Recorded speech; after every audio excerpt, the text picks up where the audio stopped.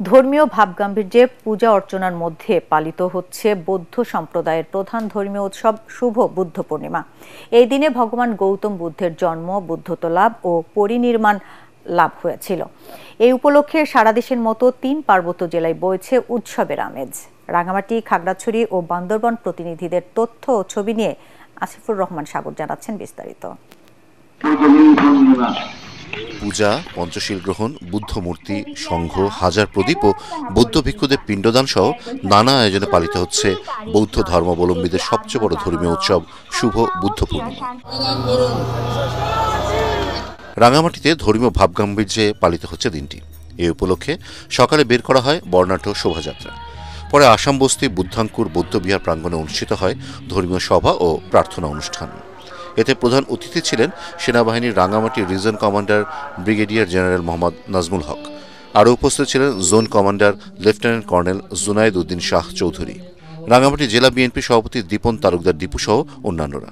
অনুষ্ঠানে উপাসনা করেন বুদ্ধাঙ্কুর বৌদ্ধবিহারের অধ্যক্ষ ভদন্ত করুণাপাল থেরো। ভিক্ষু সংঘ, বৌদ্ধ ধর্মাবলম্বী নারী পুরুষ ও বৌদ্ধ ভক্তরা প্রার্থনায় অংশ নেন। আমি আশা করি আমরা এই পার্বত্য চট্টগ্রামে সবাই মিলেমিশে কোনো জাতি ধর্ম ভেদাভেদ না করে আমরা সবাই একসাথে দেশটাকে এগিয়ে নিয়ে যাব। খাগড়াছড়িতে বুদ্ধ পূর্ণিমা উপলক্ষে দীঘিনালা সাদনাটিলা বনবিহারের উদ্যোগে ধর্মীয় শোভাযাত্রায় বিভিন্ন বিহারের ভিক্ষু, শ্রমণ সহ বৌদ্ধ ধর্মাবলম্বীরা অংশ নেন। পরে সাদনাটিলা বনবিহার মিলনায়তনে আয়োজন করা হয় ধর্মীয় সভা।